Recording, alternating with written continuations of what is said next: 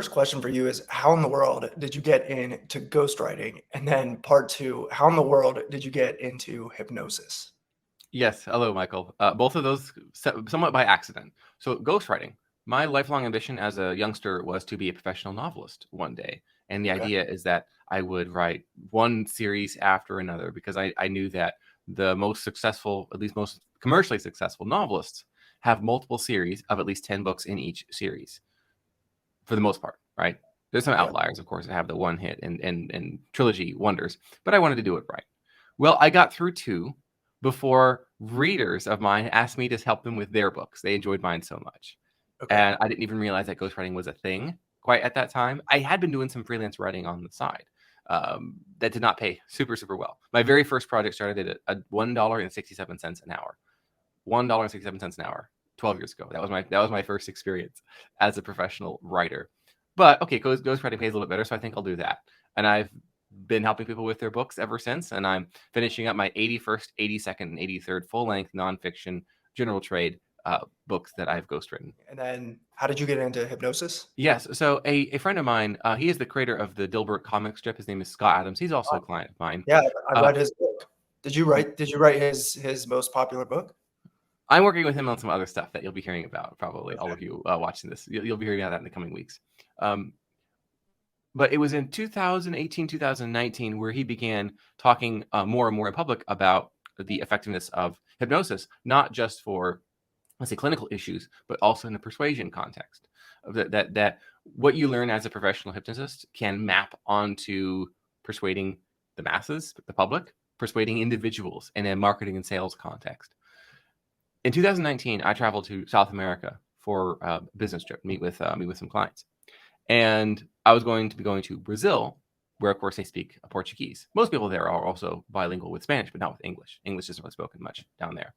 I had been mostly fluent in Spanish almost 10 years prior to that. But as they say, you don't use it, you lose it. And so hearing what Scott was saying and realizing, wow, I really need to be able to speak Spanish again in a few weeks' time, I went to a hypnotist because I've heard that one of the things that hypnotists do is memory recall. And I had a couple of sessions, and I can't say I became 100% absolutely fluent and recalled all the vocabulary, but I understood what everyone said to me in Spanish, and they understand everything that I said, which was not a thing just a few weeks before. So that reactivation of memory is like, okay, this is a mild to moderate success story for hypnosis, just from someone who had never even done that sort of thing before. Memory recall of language. I don't know if I could do that. Maybe I can help you with what the professional hypnotist had said. He was usually like, oh, I want to quit smoking and stop binge eating. And those are the usual things that people go to hypnotists for. Let's say there's perceived lower value sorts of issues. But the real money is in business context hypnosis. There are people who charge hundreds of thousands and even millions of dollars to Fortune 50 executives, the C-suite, as well as to venture capitalists, investors, etc. The high-powered entrepreneurs and ultra-high net worth individuals who have a big problem they need to solve. And so there is big money at the highest end of hypnosis, and there's also big money at the highest end of ghostwriting as well. So I earn more than $1 million a year and have for the past 3 years as a professional ghostwriter, which is a far cry from $1.67 an hour as a solopreneur in 2011. Are you splitting your time doing hypnosis at a high level then for clients as well? I work in aspects of hypnosis. I call it applied hypnosis. Hypno writing is what I do. So I tell my clients, and this is why they come to me for a book, right? There's a difference between a product and a deliverable. This is the first thing that we need to understand. People say, I want a book. That's the deliverable. Yes. The product that I deliver is a long-form hypnosis script, a long-form self-hypnosis script that some people might call a manuscript. So studying hypnosis and becoming trained and a professional in this and certified in this business, I'm able to take the aspects of subconscious belief change and anchors, triggers, these sorts of words that people might hear who even have a Hypnosis 101 understanding of the topic. I'm able to work those into my manuscripts for my clients to result in a few things. One of those is people reading most of the book, which is extremely rare. The average, let's say most books are finished about 17%.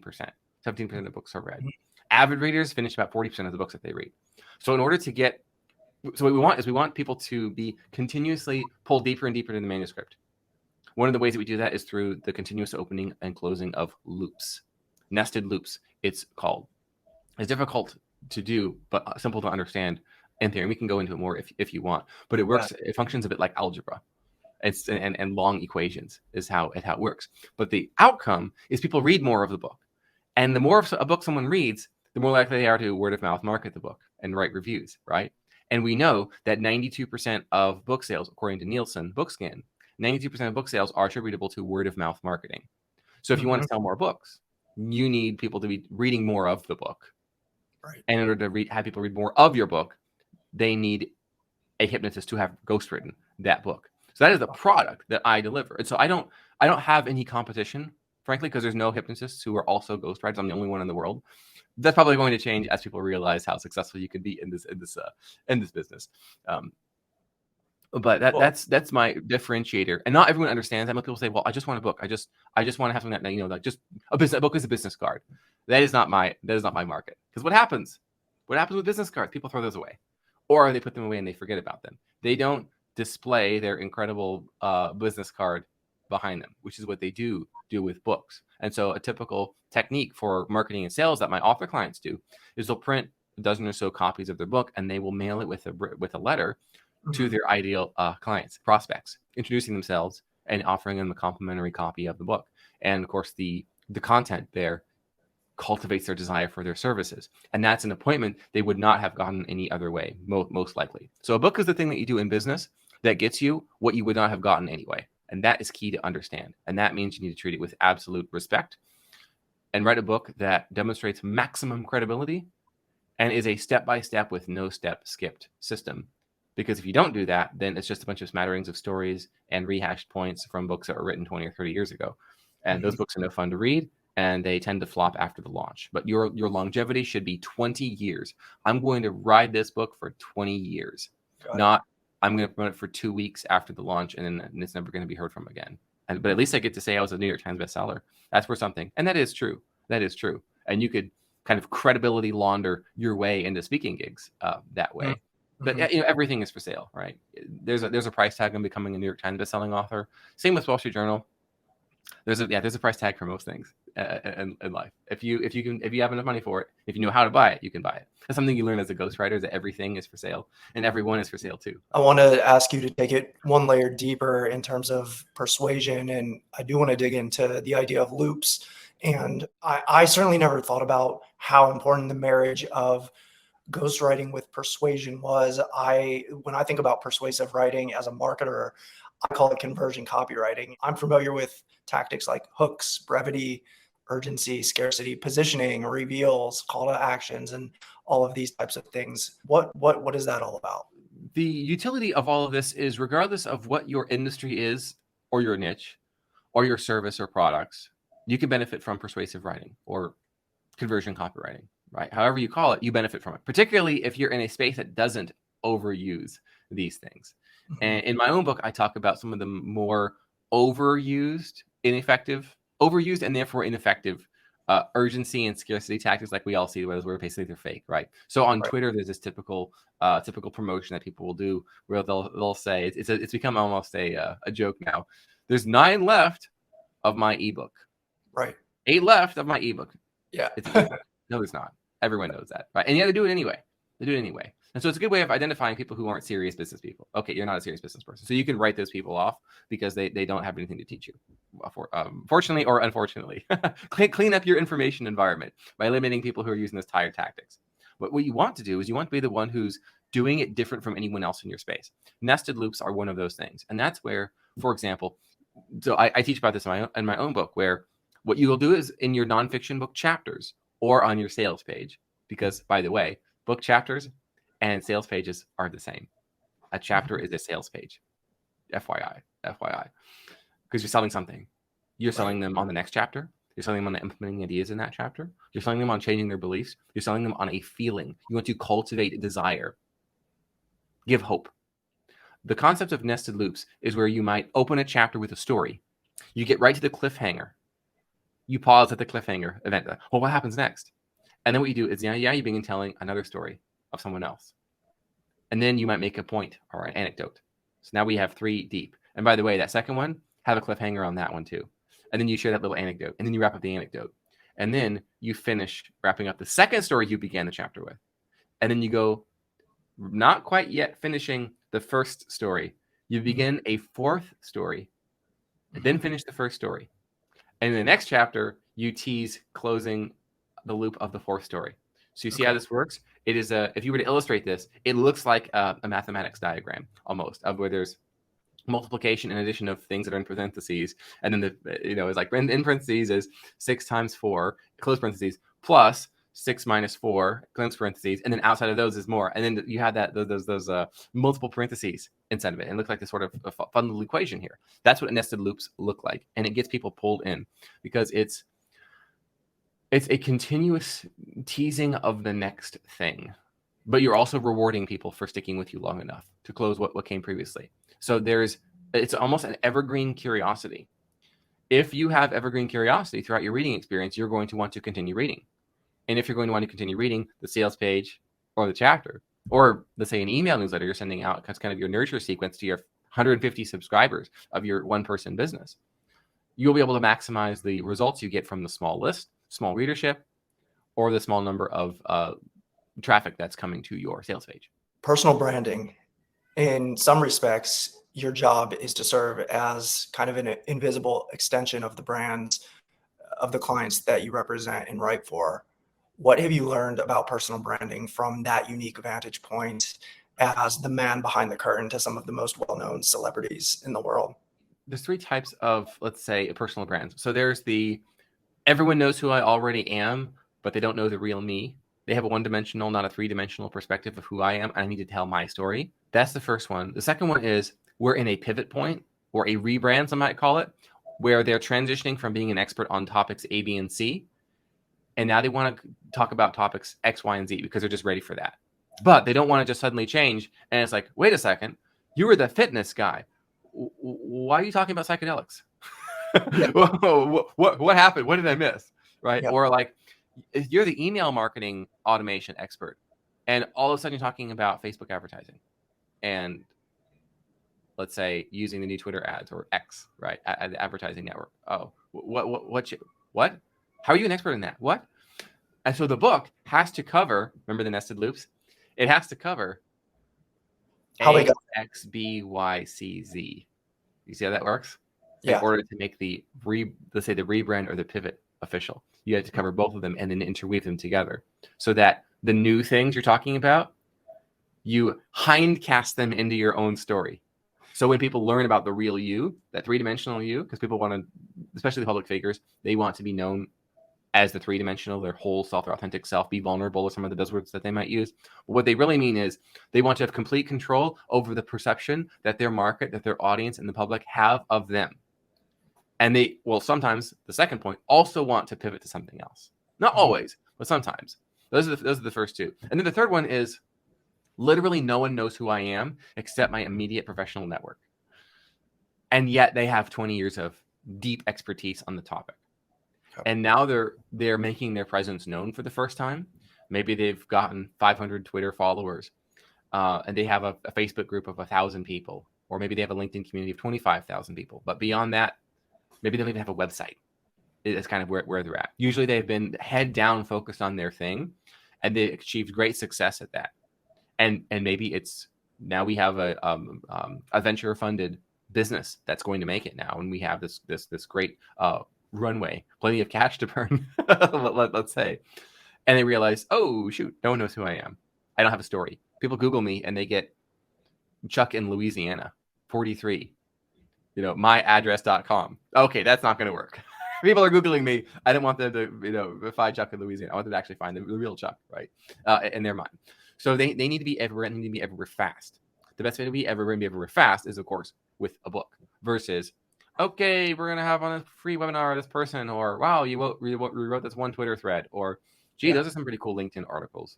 Yeah, right. Exactly. But they want to have the authority, the perceived credibility, and the demonstration of expertise. Those 3 things: authority, perception of credibility and demonstrated expertise all at once in one place, and only a book is uniquely capable of doing that. Plus, it's a physical product people can avail themselves of, rather than just a white paper or a PDF or an email welcome sequence or thought leadership pieces. Right? You have to have a book as a cornerstone and foundation of that, and then of course you can repurpose significant amounts of content from your book if you desire.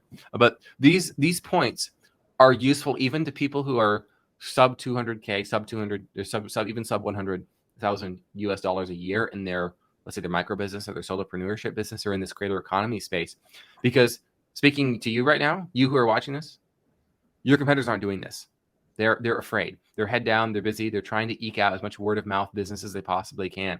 They're going to events. They're trying everything. Smattering of tactics. At least half to 75% of their day is spent fulfilling business that they're getting. They're not actually doing anything to promote themselves. So if you write and publish and promote an authority book, which is what I call this long form self-hypnosis script style manuscript that teaches what you know step by step with no step skipped, how to get high value results, you win. You win. And you win not just now, but you win for 20 years. It's evergreen. Yes. But what I have learned, frankly, Michael, and this still boggles my mind, and maybe I'll figure it out one day. Most people don't want to win. Well, what if I don't? What if I lose? Right? There's a little mental model from Elon Musk that is become a refrain in interviews of his. And he says, I would rather be optimistic and wrong than pessimistic and right. And he gets flack for this because, well, Elon's just constantly over-promising and under-delivering. He says Twitter's going to do this, or SpaceX is going to do this, or Solar City was going to be this, or like whatever his detractors are, right? Yeah. And yet he still keeps trucking. And I think those who play at the little kids' table would rather be pessimistic and right. Like, well, who am I to write a book? Who am I? I'm no one. And they feel so good about themselves as they say that, and then not write their book. And then what happens is 10 years pass, and some schmuck comes along who has way less experience than you, but isn't afraid of self-promotion. They're not afraid of self-promotion. And then they say in their book and in their promotion, in their marketing, in their funnels, and their videos, everything that you know to be true, but it's worse because it doesn't have the depth of perception. There's no there. They optimize for revenue, not results. So people who focus on getting their clients the absolute best results tend to not optimize for monetization, I found. And so what will often happen is they will spend years getting great results for people, like working almost for free because they feel like that's the right thing to do. And then some yahoo will show up and then become the overnight sensation because that person understands persuasion. They understand conversion copywriting, persuasive writing. They understand the basics of applied hypnosis, hypno writing. And then they win because you took too long, because you were pessimistic and right. They were optimistic and wrong about you. Let's say. That's huge. I want to ask you about your process for diving into someone's life to be able to write their story on their behalf, just from a very high level, Josh. And then are there any experiences that kind of stick out for any particular client that you have had or worked with? In chapter 2 of my book, So Good They Call You a Fake, which, by the way, is the call to be okay with self-promotion. You should be so effective at what you do and so loud and proud about it that haters, critics, trolls, and envious competitors call you out online and say, there's no way you got results that good. That's literally impossible to be that good. Literally impossible. So what happens? Now you command everyone's attention and you win, right? Getting haters is your last rite of passage. It means you've made it. And so you must optimize for both results and attention.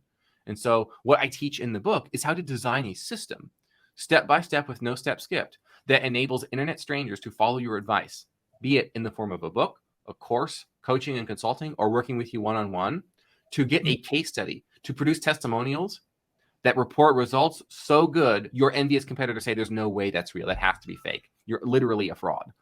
That's what you should be hearing. That's how you know you're good enough.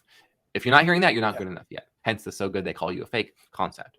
However, in my experiences and in my travels, I have encountered those people I mentioned earlier who all have optimized for revenue, not results. And they are what I might call authentic fakes. They do not know what they're talking about. They're empty suits, empty pantsuits. They're vacuous. They're everything. They're every negative stereotype about celebrities, where Yeah. they know they're admired and they're looked up to, and people will pay them money no matter what. And Right. so they just want to regurgitate what Tony Robbins wrote in 1991, but with their own stories, but more vague advice and less insightful material. Mm-hmm. And so I share the story of a person, a real client, whom for the book I'm calling Misty.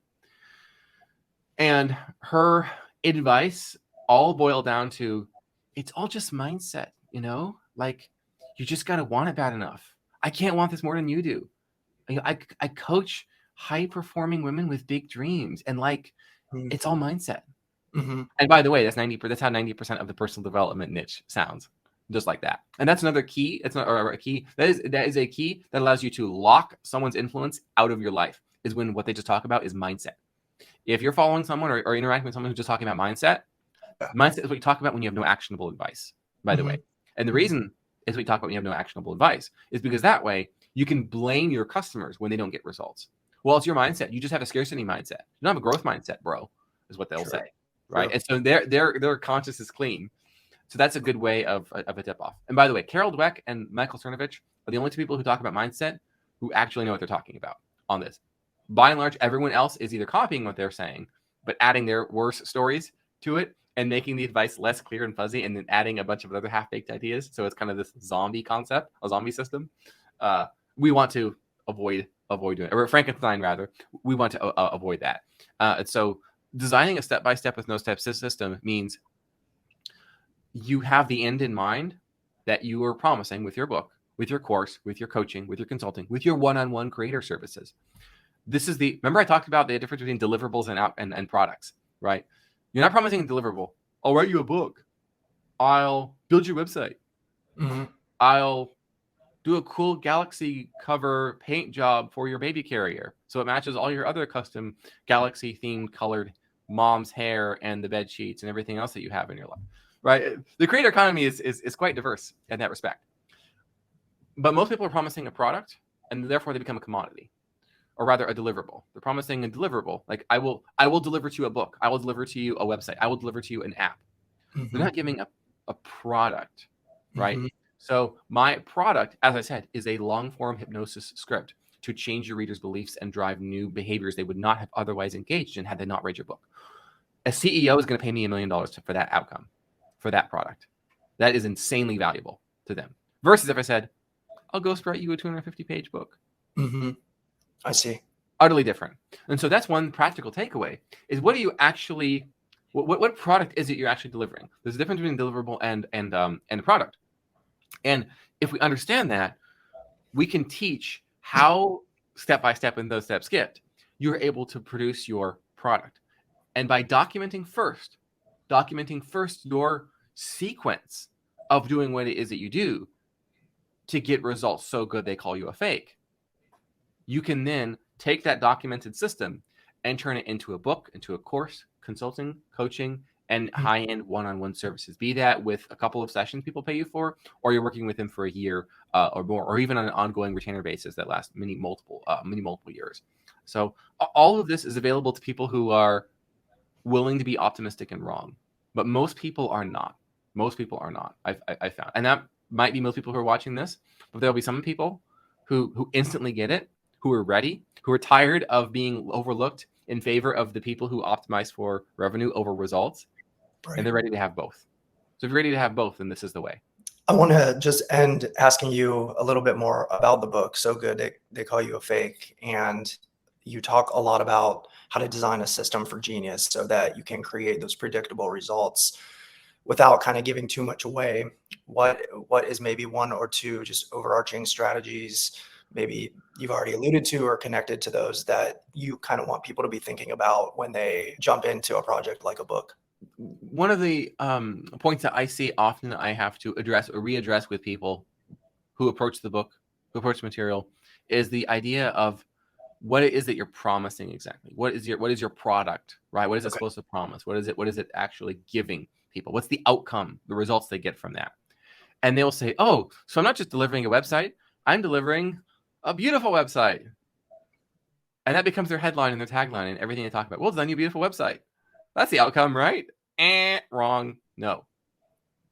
what is the result of a beautiful website? So think of it this way. I talk a lot about the jobs to be done theory from Harvard Business School and Strategian in San Francisco. This is the ideal way to think about your system for genius, what it is that you do, be it a service, selling a book, building a course, etc. How you teach what you do and how you do what you do. It's both of those things. Yeah. The job to be done mindset. See what I did there? The job to be done framework goes like this. When I X, I want to be able to Y so that Z. That is how you think about the product you're offering, the outcomes it delivers, and the promise that you can make. And then you can just simply splash that everywhere. That's your marketing, that's your sales, that one concept. And this is your customer saying this, by the way, not you. When I X, I want to be able to Y so that Z. So in the case of a website, maybe it's something like, when I want to be able to increase our profit margin, or since I want to be able to increase our profit margin with what we have right now, maximizing all assets we have in place, I want to be able to improve our website experience in terms of speed, time on page, and conversion rate, so that we're able to grow the business, increase the profit margin, other results, right? And it can even be without adding other additional services, trying to get creative with advertising, or trying anything else new and untested. That is a lot that's in that chunk, but that one concept of where your customer is going to be at helps you decide how to promote your user services, how to talk about what you do with websites. That's a lot different from, we'll build you a beautiful website. Well, they want a beautiful website. I want to, when X, I want to be able to Y so that Z. When I want to, because I want to be able to increase the profit margin of our business without trying untested tactics like advertising, which could just be a drain on money. I want to be able to look at what we already have, including this website, and increase the results we get from it via the speed and other things that they want from increasing the website's quality. And then so that they can obviously close more traffic that they're getting, right? So it's a super compelling promise. All you have to say is you can change nothing about your current business or anything, even traffic. Obviously, you'd have to perform an audit first. By the way, you could charge like $1,000 or $1,500 for a complete online presence audit, with a review and some recommendations on that. So that way you're able to prove to the prospect that they need your services. And then you can charge a significantly higher percentage than your competitors, even your competitors in the global south, so to speak, in developing countries. Because while they might be able to build a website for $100, that's kind of cool and custom and is beautiful, they don't understand what you do. They're not capable of demonstrating the credit expertise and building the authority that you have already done by this point in the process. I'm in the middle of writing my first book right now, and so much of this stuff that you're talking about, it goes so much deeper beyond surface level. I am excited to dig further into the things that you teach, and grabbing your book as well is going to be super, super helpful. And anybody else, if you're thinking about writing a book, or if you haven't thought about it, but you're open to the benefits and the value, make sure to connect with Josh, follow him on YouTube, connect or grab his book as well. And man, these topics are really, really critical to the idea of persuasion and conversion, and really building a loyal audience and tribe around you that looks to you as the expert in your niche. So Josh, can't thank you enough for your time today, man. This has been incredible, and really appreciate it. My pleasure, Michael.